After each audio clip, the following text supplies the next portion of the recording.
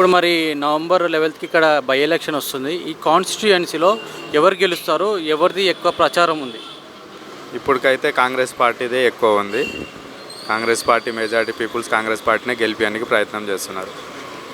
అంటే ఇక్కడ మరి బీఆర్ఎస్ గోపీనాథ్ అదే మాగంటి సునీత గారు కూడా ఉన్నారు. వాళ్ళది కూడా ప్రచారం ఇంటింటి ప్రచారం నడుస్తుంది. మరి దాని గురించి ఏమంటారు మీరు? వాళ్ళది కూడా నడుస్తుంది, కానీ ఇప్పుడు ఆయన కొంచెం సానుభూతి ఓట్లు ఏమైనా పడే అవకాశం ఉందని. గవర్నమెంట్ రూలింగ్ పార్టీ గవర్నమెంట్ ఉంది కాబట్టి ప్రజలకు అన్ని విధాలుగా మంచి చేస్తారు కాబట్టి గవర్నమెంట్ కాంగ్రెస్ పార్టీ వచ్చే ఛాన్సే ఎక్కువ ఉన్నాయి. అంటే బీఆర్ఎస్ హయాంలో ఇప్పుడు ఈ 2 ఏళ్లలో ఏది అంటే ఏ ఫేజ్లో ఎక్కువ డెవలప్మెంట్ జరిగిందంటారు? అంటే కాంగ్రెస్లోనా బీఆర్ఎస్ గోపీనాథ్ గారు ఉన్నప్పుడు?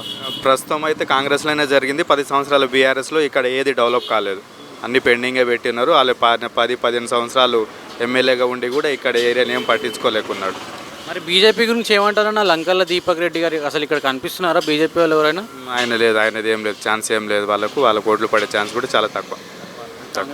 కాంగ్రెస్ వస్తుంది. మరి నవీన్ యాదవ్ గురించి ఏం చెప్తారు? అంటే కాంగ్రెస్ గెలుస్తుంది అంటున్నారు కదా. ఆయన యూత్ లీడరు, ఖచ్చితంగా ఆయననే గెలుస్తాడు. ఆయనకు ఫాలోయింగ్ ఉంది. ఇక్కడ పీపుల్స్ కూడా ఆయనకు అద్దరు గుర్తుపడతాడు. ప్రజల మనిషి, అన్ని విధాలకు అందుబాటులో ఉంటాడు. చిన్న మంచి చెడు ఏదైనా కూడా ప్రజలనే తిరుగుతాడు ఆయన. ఎలక్షన్ వస్తుంది, బై ఎలక్షన్. ఈ కాన్స్టిట్యుయెన్సీలో ఏ పార్టీ గెలుస్తుందని మీరు అనుకుంటున్నారు? కాంగ్రెస్ పార్టీకి ఎక్కువ అవకాశం ఉంది. అంటే ఏ విధంగా ఉంది కాంగ్రెస్ పార్టీకి? అంటే ముఖ్యంగా ఇక్కడ పోటీ చేస్తున్నటువంటి క్యాండిడేట్లో నవీన్ యాదవ్ అని ఈ ప్రాంతవాసి స్థానిక నాయకుడు. ఇక్కడ ప్రజలకు పిలిస్తే పలికే నాయకుడు. ఇక్కడ ఏ అధికారం ఉన్నా లేకపోయినా, పదవి ఉన్నా లేకపోయినా ప్రజల కోసం పనిచేసే నాయకుడు కావాలని ఇక్కడ ప్రజలందరూ కోరుకుంటున్నారు. కాబట్టి ఆ దిశలో చూస్తే నవీన్ యాదవ్ గారు అయితేనే బాగుంటుందని ఇక్కడ ప్రాంత ప్రజలు అనుకుంటున్నారు.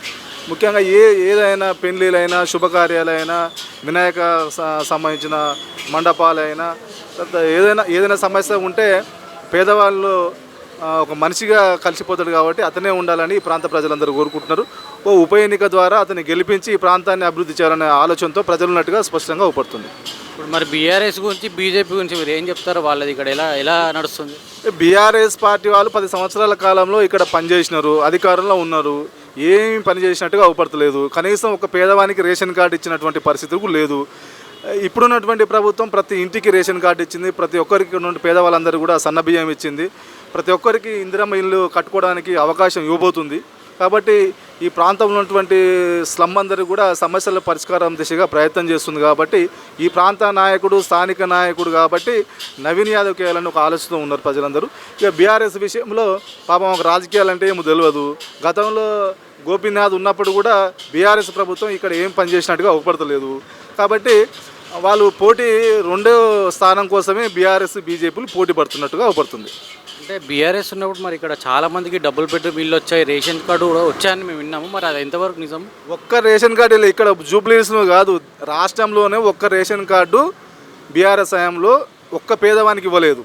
ఒక్క రేషన్ కార్డు కూడా ఇవ్వలేదు. ఇచ్చిన రేషన్ కార్డులు దాదాపు సుమారుగా ఆ పేపర్లో 18 లక్షల రేషన్ కార్డులు తొలగించారు. వాళ్ళు ఇంకా ఇవ్వడం కాదు, 18 లక్షల రేషన్ కార్డులు తొలగించరు.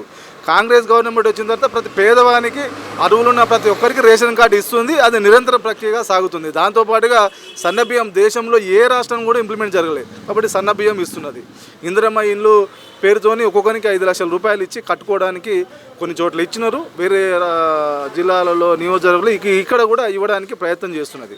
కాబట్టి కాంగ్రెస్ ప్రభుత్వం రేవంత్ రెడ్డి గారి నాయకత్వంలో నవీన్ యాదవ్ గెలుపు కాబట్టి రాబోయేటువంటి రోజుల్లో నవీన్ యాదవ్ మరి మంచి మెజార్టీతో గెలిచాడని ఆశిస్తున్నాం. అంటే ఇప్పుడు అడిగాము, ఇక్కడ డబుల్ బెడ్రూమ్ ఇల్లు చాలామందికి వచ్చాయి.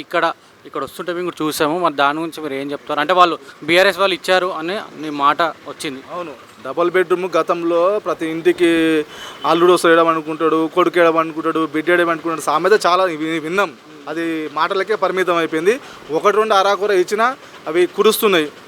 నిజంగానే ఆయన ఇచ్చినవి కూడా పిట్టగూళ్ళ లెక్క ఉన్నాయి. చాలా ఇబ్బందుల పరిస్థితుల్లో ఉన్నారు. కాబట్టి ఇప్పుడు పేదలందరికీ కూడా మరి డబల్ బెడ్రూమ్ ఖచ్చితంగా ఇవ్వాలనే ఆలోచనతో ప్రభుత్వం ఉన్నది. ఈ మధ్య కాలంలో కొన్ని ఇబ్బందులు ఉన్నప్పుడు కూడా వాటిని అందరికీ, ఇల్లు లేని ప్రతి పేదవానికి ఇల్లు ఇవ్వడానికి కోసం కాంగ్రెస్ పార్టీ ప్రభుత్వం ప్రయత్నం చేస్తుంది.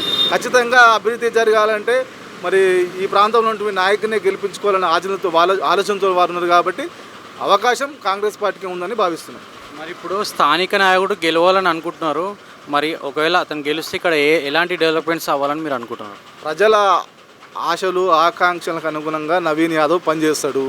ఆయన పదవి లేనప్పుడే చాలా రకాలుగా పేదలకు అందుబాటులో ఉన్నాడు, అండగా ఉన్నాడు.